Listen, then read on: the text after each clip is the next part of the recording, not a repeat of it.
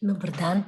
V svojem današnjem prispevku bom na kratko prikazala, kako se človeška narava odziva na podobo Boga kot očeta, ki prihaja k človeku. Zdaj vsi vemo, da je človeška narava oziroma človeško delovanje utemeljeno na odnosih in da zahteva za svoj normalen razvoj močen občutek varnosti, ljubljenosti, sprejetosti in umeščenosti v medčloveške odnose.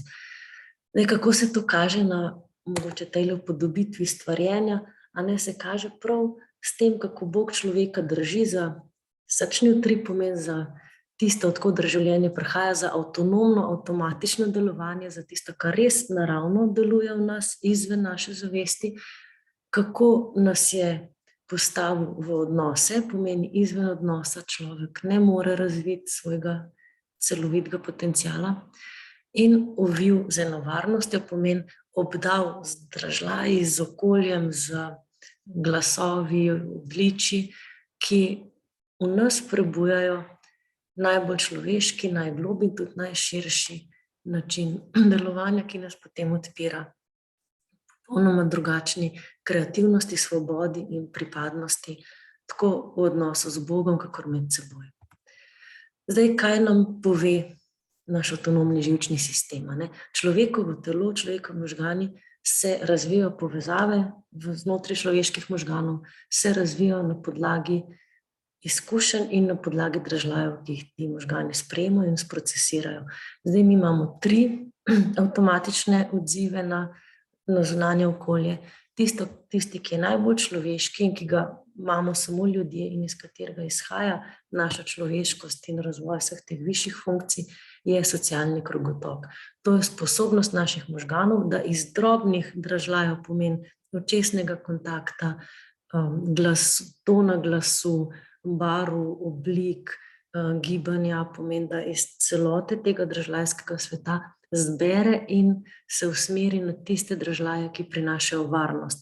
Kadar mi zaznamo, da je okolje varno, da so odnosi, v katerih smo varni, takrat se aktivira največji del naše možganske strukture, ki omogoča povezovanje, iskanje varnosti, kreativnost, odprtost, sočutje, sposobnost regulacije stresa in hkrati, ko se aktivira ta socialni krogotok, ki nas odpre v življenje in odnose, se istočasno zmanjšajo obrambni odzivi, pomeni zmanjša se strah, zmanjša se jeza, zmanjšajo se vsi avtonomni odzivi, ki bi človeka naredili pasivnega in ga iz odnosa odtrgali.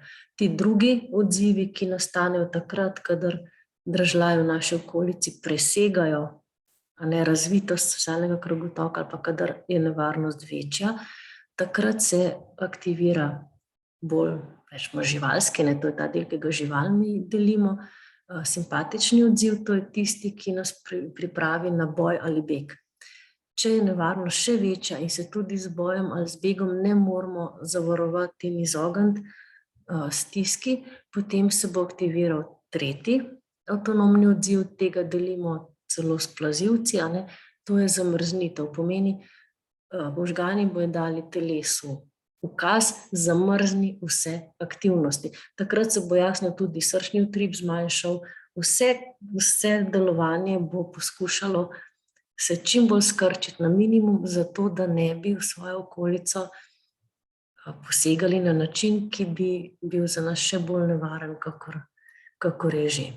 In ti 3 odzivi delujejo izven naše zavesti, so ključni za preživetje, ima pa vsak eno svoj domet, svojo funkcijo in predvsem tudi svoje posledice. Tukaj si lahko predstavljamo, da za človeka dolgotrajno ždenje v zamrznjenosti ni dobro, ne za odnose, ne za telo, ne za doživljanje in tudi ne za razvoj možganov. Boj in beg je tudi ozek odziv, ki pomeni eno impulzivno ravnanje, ki nas zapleta v odnose, ki nimajo srečnega konca, medtem ko socialni krogotok omogoča, da ne samo, da zgradimo med seboj varno socialno mrežo, pomeni eno občestvenost, ampak nas odpira tudi v presežno in nas odpira tudi eno globino našega delovanja, v kateri nismo ogroženi. Pomeni, lahko bi rekli, da socialni krogotok je tisti, ki v nas odpira možnost biti Božji otroci ali pa tudi dojeti ali pa sprejeti to podobo Boga, ki nam omogoča kreativnost in eno sodelovanje z njim. Če pogledamo to še na drugi slikci, socialni krogotok je delovanje znotraj tega varnega okna. Pomeni, mi lahko kar precej čustvenih odzivov ali pa čustvovanja prenesemo ali pa ga uporabimo za eno pestrost in živost našega življenja, dokler smo znotraj socialnega krogotoka, močnej, ko je razvit, večji manevrski prostor imamo in večje nihanje ali pa večjo barvitost naših čustvenih odzivov lahko vključimo v načrtovanje, v življenje in v odnose, v katerih smo, kar pomeni, da se poveča naša pristnost, dostopnost in fleksibilnost. Tukaj pa je, na tej sliki pa lahko vidimo, kaj se zgodi, kadar držlaj ali pa kadar situacija presega naš socialni krogotok, takrat pa so naši odzivi izven varnega območja in takrat se odzivamo bolj impulzivno ali pa zamrznemo. Pomeni, naše vedenje ni več obvladljivo na tak način kot prej. Je bolj ozko. Na tej podobi lahko vidimo celoto človeške izkušnje. Pomeni od stvarjenja, od te varnosti, od Boga, ki je v človeka položil to podobo odnosa in ljubezni, preko odtrganja od tega odnosa, tle recimo je Kain pa Abel, in potem skozi celotno Kristusovo zgodbo in naše življenje v Kristusu spet nekako združitev in ponoven vstop v odnos prav skozi to prekinjenost.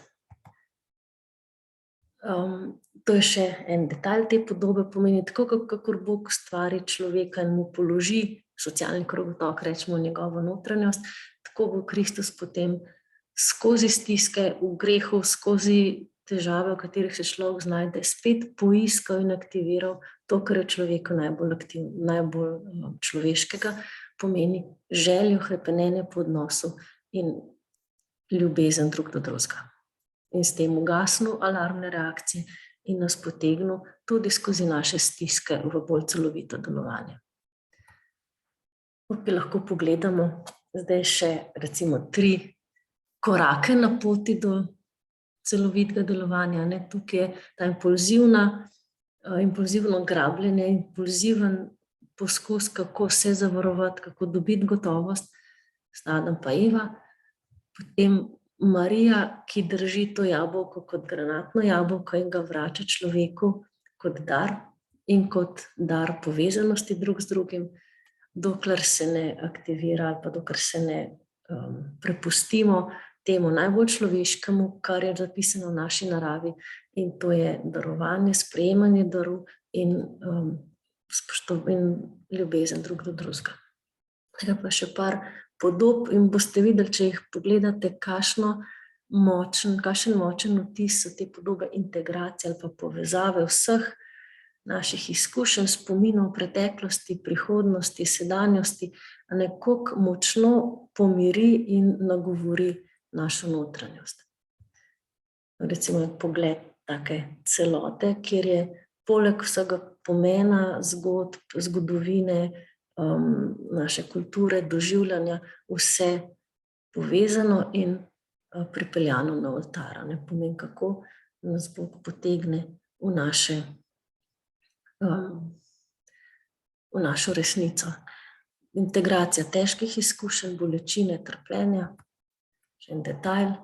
Tukaj je pa celovita podoba človeške izkušnje ali pa celovita zgodovina odrešenja, v kateri lahko res vidimo in gibanje, kreativnost, čutenja, pomene, zgodbe, izkušnje, konkretne izkušnje, potopljene v to zgodbo Boga Očeta, ki nas je prek Sina v Svetem Duhu odrešil in nam omogoča, da vso to širino lahko spustimo v našo notranjost, kjer se ujame s tistim, kar je najbolj Božjega v naši naravi.